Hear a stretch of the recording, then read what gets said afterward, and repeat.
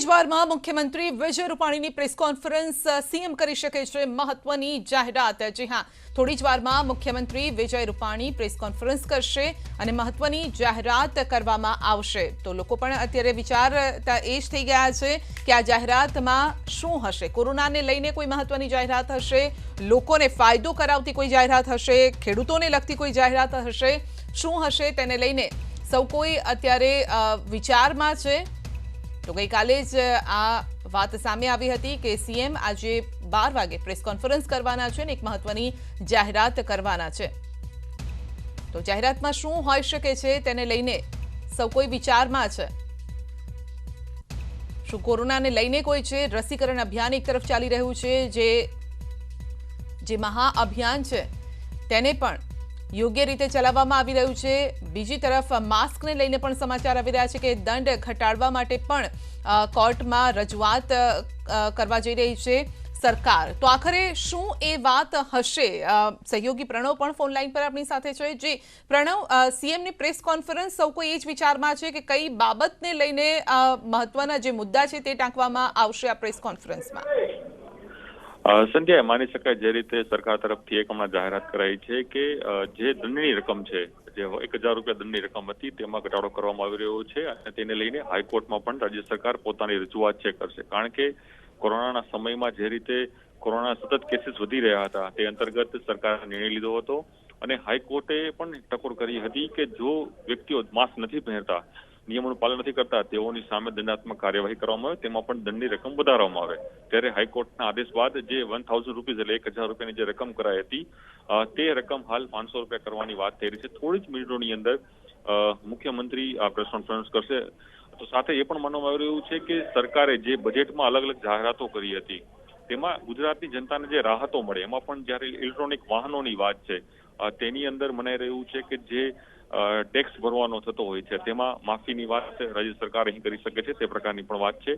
પણ હાલ થોડી જ મિનિટોની અંદર જે સીએમ છે તે પહોંચવાના છે અને પત્રકાર પરિષદ કરીને રાજ્ય સરકારની જે મહત્વપૂર્ણ નિર્ણયો લીધા છે તેની જાહેરાત ટૂંક સમયમાં જ કરશે અને ગુજરાતી જનતાને ખ્યાલ આવશે।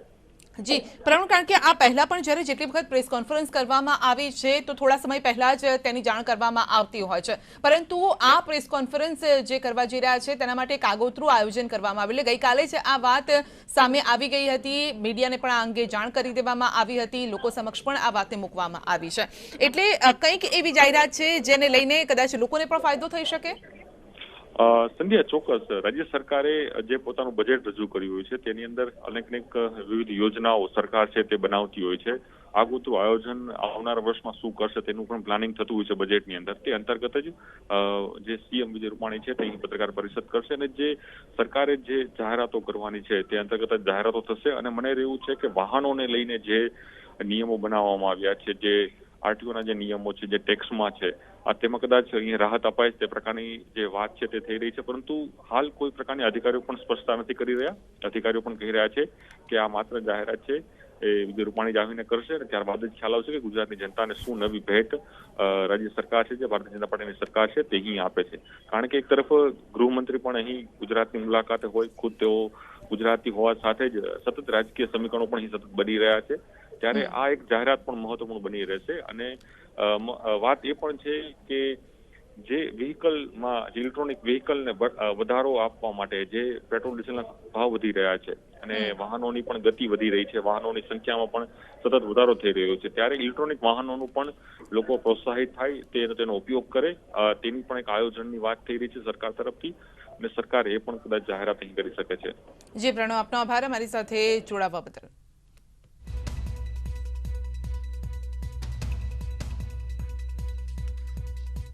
તો માસ્કના દંડની રકમ ઘટાડવા રજૂઆત, દંડની રકમ ઘટાડીને 500 કરવા માટે રજૂઆત। રાજ્ય સરકાર હાઈકોર્ટમાં કરશે રજૂઆત। હાલ માસ્ક ન પહેરે તો 1000નો દંડ લેવાય છે, પરંતુ તેની જગ્યાએ 500 રૂપિયા દંડ લેવાય તેવી રજૂઆત હાઈકોર્ટમાં કરવામાં આવશે સરકાર તરફથી। કોંગ્રેસે મિશન 2022ની તૈયારીઓ અત્યારથી જ શરૂ કરી દીધી છે। તમામ જિલ્લા શહેરમાં યોજાશે કારોબારી બેઠક। પ્રદેશ સંગઠનમાં ફેરફારની ચર્ચાઓ વચ્ચે કોંગ્રેસ પાર્ટી એક્શનમાં છે।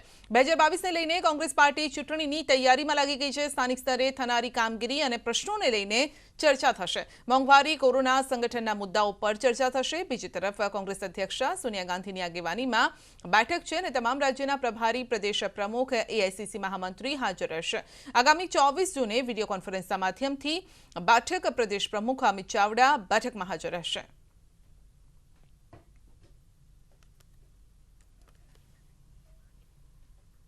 ઉપલેટા પંથકના આકાશમાં ભેદી ધડાકા, 6 થી 7 લાઇટ અચાનક જોવા મળી। આ દ્રશ્ય જે છે ભેદી ધડાકા, લોકોની ઘરની બહાર નીકળી ગયા હતા લોકો જ્યારે આ ધડાકા સંભળાયા હતા તો તર્ક વિતર્ક, અનેક તર્ક વિતર્ક છે। ઉપલેટા શહેર સમગ્ર તાલુકામાં જોવા મળ્યા છે આવા અલગ અલગ પ્રકારના નજારા। ભાયાવદર અને આસપાસના વિસ્તારમાં ભેદી ધડાકા સંભળાયા છે।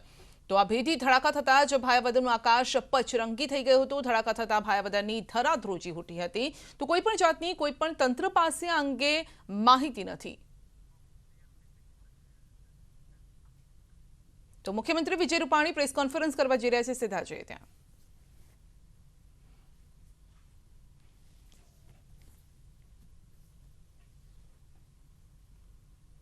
તો સીએમ વિજય રૂપાણી મહત્વની જાહેરાત તેમના તરફથી કરવામાં આવશે।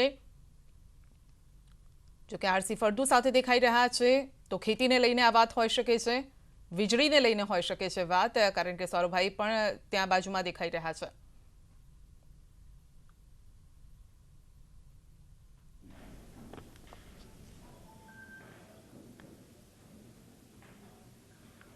ગુજરાત રાજ્ય પોલિસી ડ્રીવન સ્ટેટ તરીકે પોતાની એક આગવી ઓળખ, પ્રતિષ્ઠા, પહેચાન ઊભી કરી છે, જેથી કરીને ગુજરાતમાં કોઈ નિર્વેશ કરે, એક્ટિવિટીઝ થાય, બધા માટે સમાન તક લોકોને પ્રાપ્ત થાય અને બ્લેક એન્ડ વ્હાઇટમાં બિટવીન ધ લાઇન આખી વ્યવસ્થા આપણે ઊભી કરીએ છીએ। રાજ્યે અલગ અલગ અનેક વિષયો ઉપર પોલિસી ડિક્લેર કરી છે। આજે એક વધુ પોલિસી એની જાહેરાત કરીએ છીએ, ઘોષણા કરીએ છીએ કે આગામી દિવસોમાં ઇલેક્ટ્રિક વ્હીકલ મોટી સંખ્યામાં લોકો વાપરતા થાય। એના બે લાભ થશે। એક તો પેટ્રોલ ડીઝલની ખપત ઓછી થાય। આપણે પેટ્રોલ ડીઝલ મોટા ભાગે ઇમ્પોર્ટ કરીએ છીએ તો આપણું ફોરેન એક્સચેન્જ પણ બચે, આત્મનિર્ભર ભારતમાં આપણે ઉપયોગી થાય। સાથે સાથે ક્લાઇમેટ ચેન્જ, પ્રદૂષણનું પ્રમાણ, કાર્બન ડાયોક્સાઇડ ઓછો થાય અને ઇલેક્ટ્રિક વ્હીકલથી ગાડીઓ ચાલે તો શહેરોમાં, હાઈવે ઉપર પ્રદૂષણ મુક્ત ગુજરાતને બનાવવાની દિશામાં આપણો આ પ્રયાસ છે।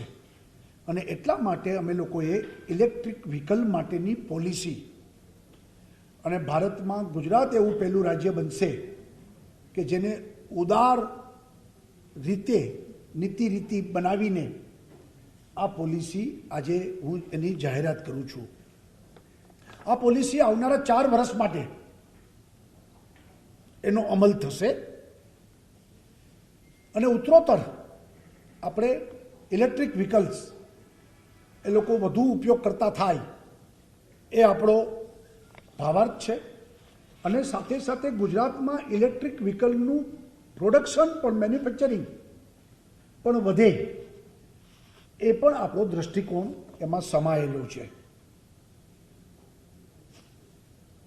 આપણે ઇલેક્ટ્રિક વ્હીકલ જે છે એમાં 2 વ્હીલર, 3 વ્હીલર અને 4 વ્હીલર, મોટા ભાગે સ્કૂટર બાઇક, પછી આવે છે તો રિક્ષા અને 4 વ્હીલર એટલે મોટર ગાડી, આ 3 ઉપરનું કોન્સન્ટ્રેશન ને આપણો ભાર છે। આપણે આ પોલિસીથી 6 લાખ ટન કાર્બન ઉત્સર્ગ અટકશે 6 લાખ ટન. 5 કરોડ રૂપિયાનું ઈંધણ પણ આપણે બચાવીશું.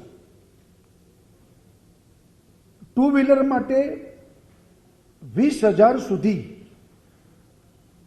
આપણે સબસિડી આપીશું. વિકલ્પ દીઠ 20,000 સુધીની સબસિડી આપીશું. 3 વ્હીલરમાં 50,000 રૂપિયા સબસિડી આપીશું.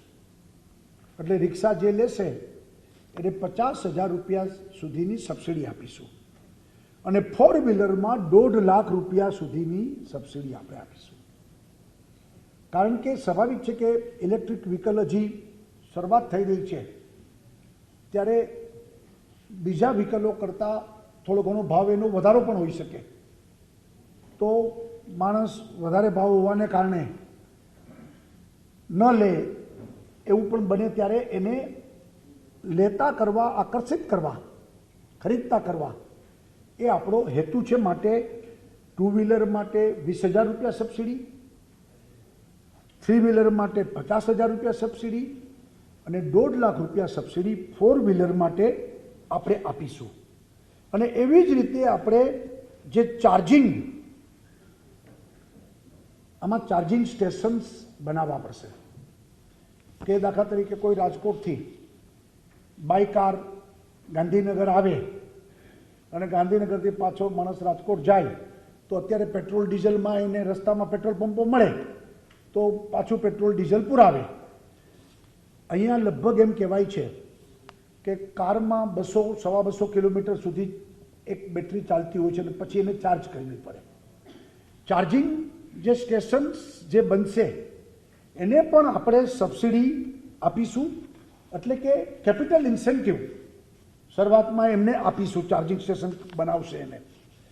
અને અલગ અલગ હોટલો ઉપર જ્યાં લોકો ચા નાસ્તો કરવા ઊભા રહેતા હોય છે, તો એ બાજુ એ નાસ્તો ભોજન કરે ત્યાં સુધીમાં એની વ્હીકલ એ ચાર્જ થઈ જાય. અને ચાર્જ થઈ જાય અને પાછો એ માણસ આગળ વધે અને પોતાના ડેસ્ટિનેશને એ પહોંચે. એટલા માટે ચાર્જિંગ સ્ટેશન માટે પણ આપણે આમાં કેપિટલ ઇન્સેન્ટિવ એ ચાર્જિંગ સ્ટેશનોને પણ આપણે આપીશું. એટલે મહત્વની વાત એ છે, આમ તો માણસ ઘરે પોતાના જે મોબાઈલ ચાર્જ કરે છે એમ પોતાના બેટરી ચાર્જ કરવા માટે એ ઘરે કરી શકે. આખી રાત એ ચાર્જ થાય ને સવારે પાછું લગાવીને એ પોતે પોતાના કામ ઉપર જઈ શકે. પણ ટ્રાવેલિંગ કરતા હોય ત્યારે એને રસ્તામાં આ પ્રકારની ફેસિલિટીઝ પ્રાપ્ત થાય. અમારી ધારણા એવી છે કે 500 જગ્યાએ ગુજરાતમાં હાઈવે ઉપર આ પ્રકારના ચાર્જિંગ સ્ટેશન્સ પણ ઊભા કરવામાં આવે અને એને કેપિટલ સબસિડી અમે આપવા માટે પ્રયત્ન કરીએ છીએ, કરશું.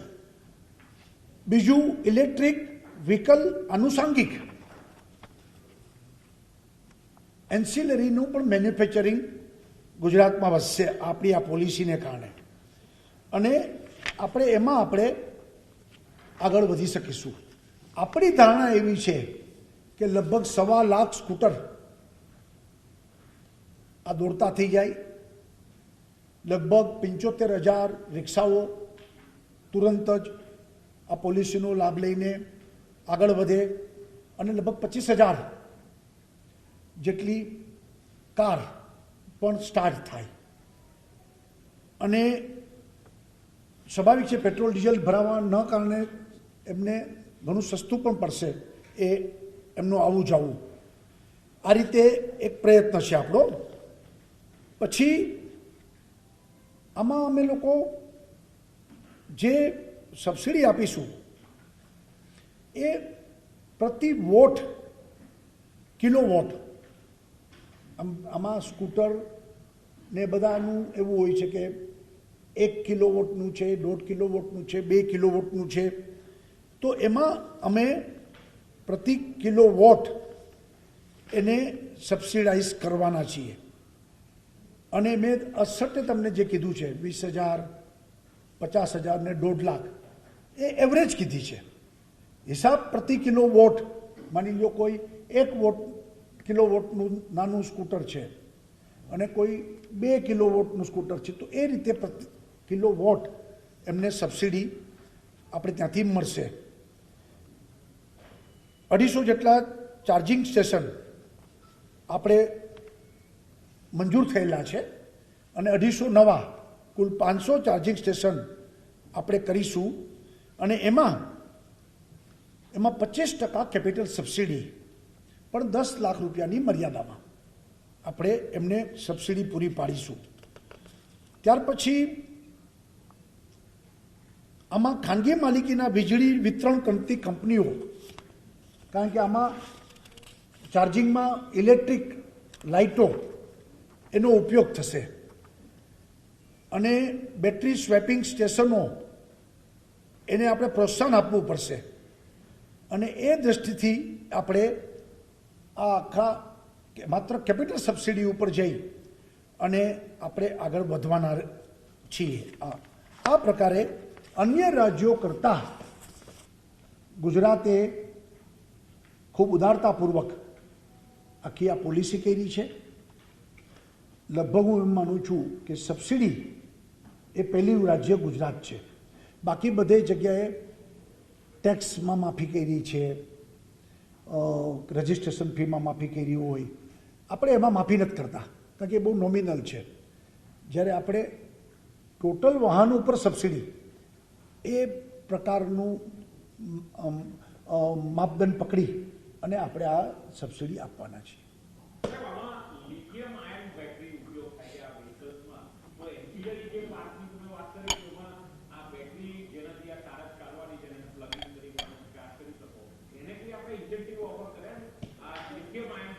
એટલે બેટરીના કારખાના જે નાખશે અથવા તો પ્રોડક્શન કરશે, આપણે ત્યાં એના મેન્યુફેક્ચરિંગના આપણી પાસે કમિટમેન્ટ આવ્યા છે અને એ આપણી જે મેન્યુફેક્ચરિંગ માટેની પોલિસી છે એમાં બધા ઇન્સેન્ટિવ જે આવી જાય છે, એટલે આને અલગ આપણે ઇન્સેન્ટિવની વાત નથી રહેતી. મારુતિ સુઝુકી અને 3 કંપની આપણે ભેગી થઈને સાહેબને સાથે એમઓયુ થયું હતું.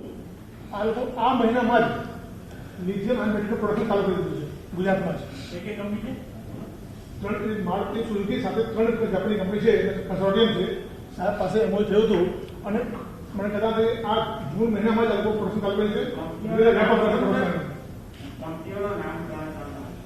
એટલે કીધું મારુતિ સાથે 3 જેપનીઝ કંપની છે.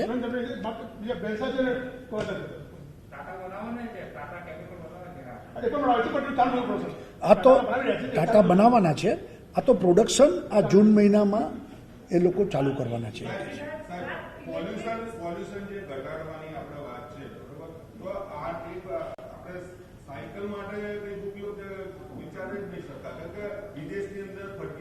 આમાં હજી તમે છે ને બધા વિષય મિક્સઅપ થાય છે. આજની આ વિષય છે આપણો ઇલેક્ટ્રિક વ્હીકલ પોલિસી. એમાં સાયકલ ના આવે ને, કારણ કે એટલે અત્યારે સાયકલનો આપણે સમાવેશ નથી કર્યો.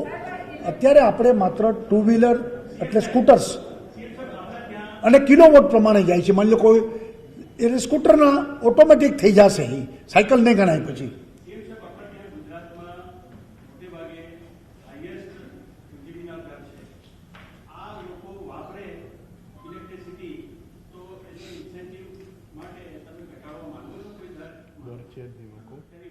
સોરભાઈ, પહેલી વસ્તુ કે જે આપના સ્ટેટમેન્ટ કર્યું કે વીજળીના દર હાઈએસ્ટ છે એ વિષય નથી. તમે બોમ્બે, દિલ્હી, કોઈ બી મોટા શહેરોમાં આપણું ટેરિફ અને બીજાના ટેરિફનું કમ્પેરિઝન એકવાર કરી લેજો.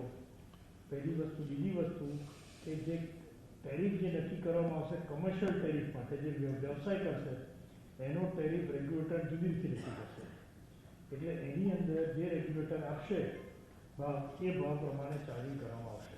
ઓકે તમે કહો છો કે લોકો હાઈએસ્ટ નથી, એમ છતાં ઇલેક્ટ્રિક વ્હીકલના પ્રમોશન માટે તમે કરવા માંગો છો?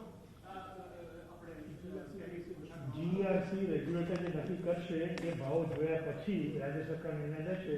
બીજું કે આની અંદર આ બધા આપ્યા પછી ખૂબ મોટા પ્રમાણમાં સેવિંગ્સ થાય છે કન્ઝ્યુમરમાં. એટલે અમને સંપૂર્ણપણે વિશ્વાસ છે કે જે પ્રમાણે મુખ્યમંત્રીશ્રી અત્યારે જે સબસિડી નક્કી કરી, કંપનીઓ જે પ્રમાણે એગ્રેસિવ થવાના છે, અમે જે પ્રમાણે ચાર્જિંગ સ્ટેશનની વ્યવસ્થા કરીએ છીએ, તો ખૂબ મોટા પ્રમાણમાં ડીઝલ અને પેટ્રોલમાં પર લીટરની કોસ્ટ કરતાં આની અંદર કોસ્ટ ખૂબ ઓછી આવશે. એટલે એક જાતનું ગુજરાતની અંદર આકર્ષણ થવાની 100% સંભાવના છે. વિવેક, આપણે આ ચાર્જિંગ સ્ટેશન 250 નવા ઊભા કરવાના, તો એ ચાર્જિંગ સ્ટેશનો સરકારી કંપનીના હશે, અદાણીના હશે, ટાટાના હશે, ટોરેન્ટના હશે, કોના હશે? આ વ્યક્તિ પોતાના ઘરે પણ ચાર્જિંગ કરી શકશે. આ મેં પહેલાં કીધું એમ હાઈવે ઉપર આપણે ઇલેક્ટ્રિક વ્હીકલ જનરલી 200-250 કિલોમીટર સુધી કાર એકવાર બેટરી ચાર્જ ફૂલ થઈ તો ત્યાં સુધી ચાલતી હોય છે. અત્યારે જેમ રાજકોટથી કોઈ ગાંધીનગર આવે તો 250 કિલોમીટર થાય, પાછા 250 જવાના થાય, તો એને ચાર્જ કરવી જ પડે. ચાર્જ ન કરીએ તો એ ગાડી પેટ્રોલ ડીઝલ જ વાપરે, કારણ કે ચાર્જિંગની ફેસિલિટી નથી. એટલે હાઈવે ઉપર થવાના છે, એટલે ઘરે ચાર્જિંગની વાત નથી. હાઈવે ઉપર હોટલો આપણી અપેક્ષા એવી છે. પછી તો કોઈ પંપવાળો નાખતો હોય તો ભલે નાખે, અને કોઈ કંપનીઓને નાખવા હોય તો છૂટ છે.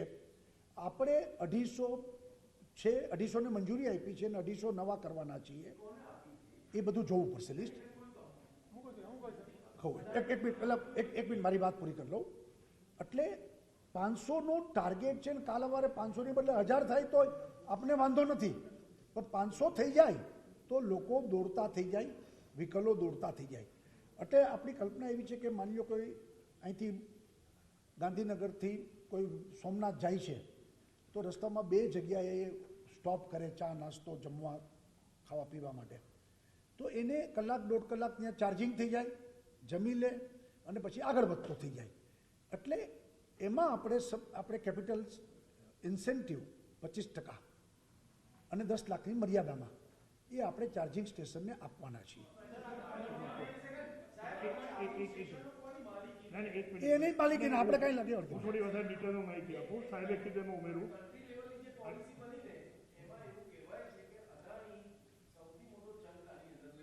અરે ભાઈ ગમે તે લે સાંભળો, આજની તારીખમાં ભારત સરકારમાં આદરણીય નરેન્દ્રભાઈ મોદી બી આમાં એગ્રેસિવ છે.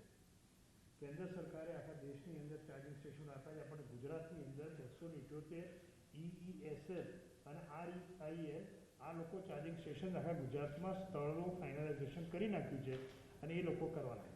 જે મુખ્યમંત્રીશ્રીએ વાત કરી એ ઉપરાંત અમે ઉર્જા વિભાગ જાહેર ખબર આપવાના છીએ, અને જે હાઈવેઝ હોય ગુજરાતની અંદર એ હાઈવેઝ ઉપર મોટી જે રેસ્ટોરન્ટ્સ હોય, મોટા મોલ્સ હોય, કે જ્યાં વ્યવસ્થા જેને બી ઊભી કરવી હોય કે એ ચાર્જિંગ સ્ટેશન ઉપર એ વ્યવસ્થા ઊભી કરી શકે છે.